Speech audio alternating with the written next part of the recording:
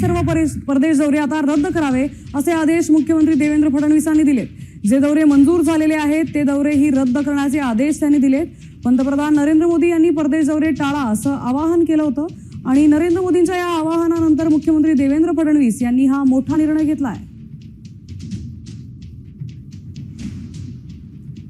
तर दुसरीकडे भाजप पाठोपाठ आता शिंदे सेनेतील अनेक मंत्री आवाहनानंतर आता शिंदे सेनेतील अनेक मंत्र्यांनी त्यांचे परदेश दौरेही रद्द केलेत अशी माहिती आता उपमुख्यमंत्री एकनाथ शिंदेंनी दिली आहे।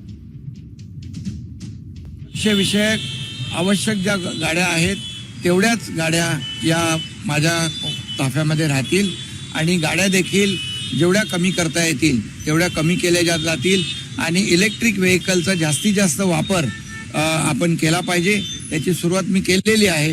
इतरही आमचे मंत्री देखील आहेत त्यांनाही मी सांगितलेलं आहे आणि मुख्यमंत्री महोदयांनी देखील काल आवाहन केलेलं आहे की राज्य सरकारने पूर्णपणे अशा परिस्थितीमध्ये महाराष्ट्र हा प्रधानमंत्री नरेंद्र मोदीजींच्या आवाहनाला प्रतिसाद देतोय।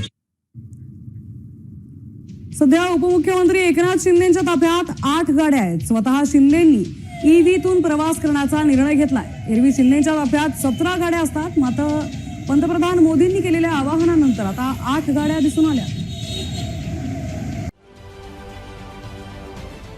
महाराष्ट्रातील सर्व बातम्यांचे विश्वासार्ह व्यासपीठ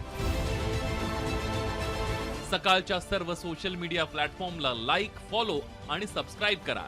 तसंच सर्व नोटिफिकेशनसाठी बेल आयकॉन प्रेस करायला विसरू नका।